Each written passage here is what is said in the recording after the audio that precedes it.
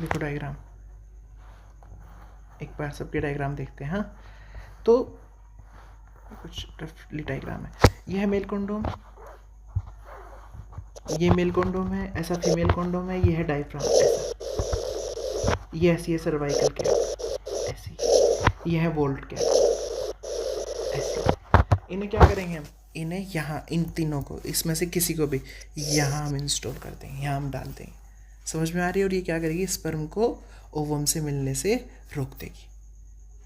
ठीक है, अब अगला मेथड है। अच्छा, पहले हम आर्टिफिशियल मेथड पढ़ रहे हैं। कौन सा मेथड? आर्टिफिशियल। पहला पढ़ा हमने फिजिकल बैरियर। फिजिकल बैरियर में कॉन्डोम्स हो गए, डायफ्राम हो गया, वोल्ट हो गया, सर्वाइकल कैप हो गया, ये हमने पढ़ लिया।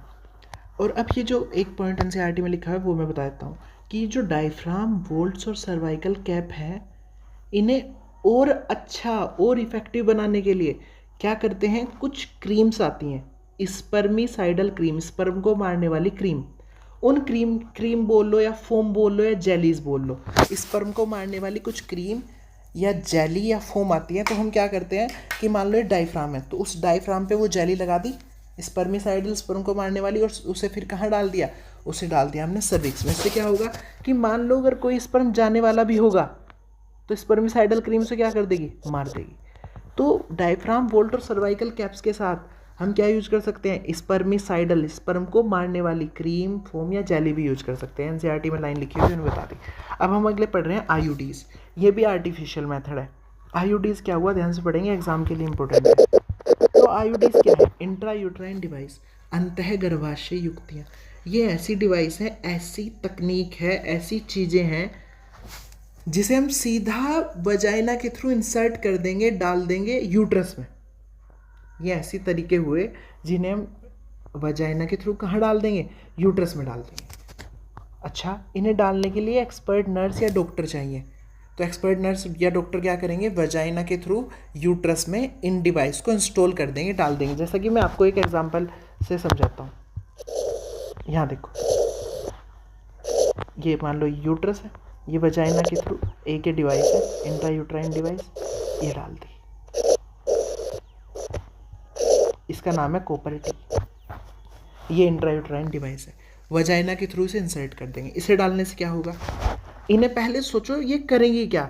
ये फिजिकली तौर पे नहीं रोक रही अब कि स्पर्म और ओवम के बीच में कोई आपने कोई बैरियर लगा दिया, अवरोध लगा दिया, कुछ कंक्रीट की, सीमेंट की वो नहीं डालते, वो बैरियर नहीं डालते, वो पुलिस वाले डाल देते हैं वो रोकने के लिए, कंक्रीट का या वो स्लाइडिंग बैरियर्स होते हैं वो पुलिस वाले डालते हैं। जो ऐसा कोई बैरियर नहीं है ये तो ऐसे वाले बैरियर तो कॉन्डोम थे। ये डायफ्राम, वोल्ट, ये क्या कर देते हैं, स्पर्म और ओवम को बिल्कुल उनके बीच में एक लेयर बना दे रहे थे, वो आर पार नहीं जाने दे रही थी।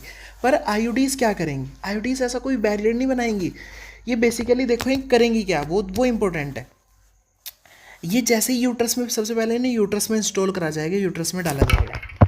तो भी यूट्रस में क्या करेंगे, तो यूट्रस के अंदर ऐसा माहौल बना देंगे कि उस माहौल में स्पर्म टिक ही नहीं पाएंगे, स्पर्म मर जाएंगे। तो एक माहौल क्रिएट करेंगे इस यूट्रस के अंदर, जिस माहौल के अंदर स्पर्म टिक ही नहीं पाएगा, स्पर्म मर जाएगा। या ये कुछ केमिकल रिलीज करेंगी, वो केमिकल भी स्पर्म की मोटिलिटी, गतिशीलता को ही कम कर देगा, या स्पर्म की निषेचन करने की क्षमता को ही खत्म कर देंगे। तो ये ऐसी डिवाइस है जिन्हें आपने यूट्रस के अंदर डाल दिया तो क्या होगा, यूट्रस का जो इन्वायरमेंट होगा, गर्भाशय का जो वातावरण होगा, वो स्पर्म के लिए बन ही नहीं पाएगा। वो ऐसा बन जाएगा कि स्पर्म उसमें पनप ही नहीं पाएगा, स्पर्म मर जाएगा। तो ये बेसिकली ऐसे तरीके हैं जिन्हें अगर आपने एक बार यूज कर लिया, यूट्रस में डाल दिया, तो यूट्रस में डालने के बाद अब वहाँ स्पर्म नहीं रुक सकता, स्पर्म मर ही जाएगा वहाँ। या अपने अंदर से कुछ केमिकल रिलीज करेंगी, वो केमिकल स्पर्म को जिंदा रखने के, स्पर्म को मार देंगे। या मैं लेमैन लैंग्वेज में बोल रहा हूँ, मार देंगे। बेसिकली वो मोटिलिटी, गतिशीलता, स्पर्म की गतिशीलता को ही खत्म कर देंगे। और मैंने क्लास में बताया स्पर्म की गति बहुत जरूरी है। कई करोड़ों में रेस होगी, उनमें कोई जो सुपर फास्ट होगा वो एक जीतेगा। तो अगर इस यूट्रस में ये डालने से उनकी गतिशीलता ही खत्म हो जाएगी तो रेस तो कहाँ रह गई, फिर वो पहले ही खत्म हो जाएंगे सारे। तो ये बेसिकली क्या कर रहे हैं, ये उन्हें भौतिक रूप से नहीं रोक रहे, ये उन्हें एक तरीके से सोच लो केमिकल रिलीज करके मार रहे हैं। समझ में आ रही बात, ये यूट्रस का वातावरण उनके लायक नहीं बना रहे। तो ये अंतः गर्भाशय युक्तियाँ जो हैं ये बेसिकली 3 टाइप की है। ये सबके एग्जाम्पल इंपॉर्टेंट है। पहला आया औषधि रहित, इसमें कोई औषधि नहीं यूज कर रहे हम, औषधि रहित। मैं तीनों के नाम लिख देता हूँ। चलो, तो ये 3 टाइप की हैं अंतःगर्भाशय युक्तियाँ। नाम में लिखा अंतः मतलब अंदर, गर्भाशय मतलब गर्भाशय के अंदर। युक्तियाँ ये ऐसे तरीके हैं जिन्हें हम कहाँ इंस्टॉल करेंगे, गर्भाशय के अंदर इंस्टॉल करेंगे। कहाँ से, वजाइना के थ्रू। गर्भाशय में कौन इंस्टॉल करेगा, इन्हें खुद नहीं यूज कर सकते, जैसे कॉन्डोम और डायफ्राम वोल्ट सर्वाइकल कैप को लेडी खुद यूज कर सकती है, इन्हें नहीं खुद यूज कर सकते, इन्हें कोई नर्स या एक्सपर्ट ही, डॉक्टर इन्हें यूट्रस के अंदर डालेगा। तो ये 3 टाइप की है, पहली औषधि रहित, दूसरी कॉपर मोचक, तीसरी हार्मोन मोचक। तीनों क्या करेंगी, सबसे इंपॉर्टेंट, दिमाग को खुला रखो, तीनों क्या करेंगी, यूट्रस का वातावरण ऐसा बना देंगे कि स्पर्म उसमें जिंदा ही नहीं रह पाएगा, मर जाएगा। या कॉपर आयन रिलीज करेगी। कॉपर आयन क्या करेगा, स्पर्म की गतिशीलता को या निषेचन करने की क्षमता को खत्म कर देगा। या हार्मोन निकालेंगी। हार्मोन क्या करेंगी, इम्प्लांट ही नहीं होने देंगी। इम्प्लांट याद करो, निषेचन हुआ तो जाइगोट बना, मोरूला, ब्लास्टूला, फिर ब्लास्टूला आया था, वो धस गया, तो वो धसने नहीं देने की, इम्प्लांटेशन नहीं होने देने की। तीनों वातावरण तो खराब कर ही देगी स्पर्म के लिए। कॉपर रिलीजिंग, कॉपर को रिलीज करेगी, कॉपर को निकालेगी, वो कॉपर स्पर्म की गतिशीलता खत्म कर देगा। हार्मोन रिलीजिंग क्या करेगा, हार्मोन रिलीजिंग हार्मोन निकालेगी, वो हार्मोन इम्प्लांटेशन नहीं होने देने का। याद रखेंगे, तो इसका सबका एग्जांपल याद करेंगे। औषधि रहित का एग्जांपल है बहुत इंपॉर्टेंट, लिपेस लूप। इसका एग्जांपल है कॉपर टी, सबसे इंपॉर्टेंट, या कॉपर 7, या ये इंपॉर्टेंट है मल्टी लोड 375। ये कोई गोली नहीं है मल्टी लोड 375, हाँ, ये है कॉपर रिलीजिंग आयोडी। और इसका एग्जांपल है सबसे इंपॉर्टेंट LNG-20, लीवो नोड जेस्ट्रिल 20। सबके एग्जांपल याद रखने हैं आपको, सबके। ये सब कहाँ डाली जाएंगी, यूट्रस के अंदर। जैसे ये मैंने जो एग्जांपल बनाया था कॉपर टी का था। अच्छा, कॉपर टी वाला ये क्या, ये निकाल रही कॉपर आयन Cu+2। ये कॉपर आयन क्या करेंगे, स्पर्म की गतिशीलता, मोटिलिटी को कम कर देंगे।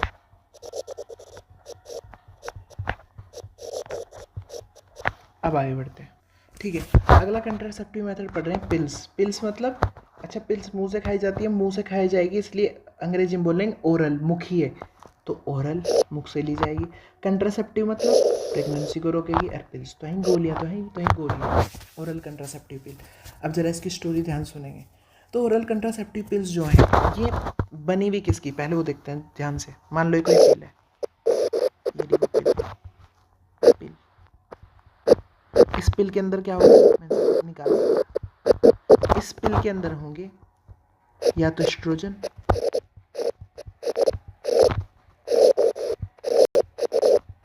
या एस्ट्रोजन प्लस प्रोजेस्ट्रोजन।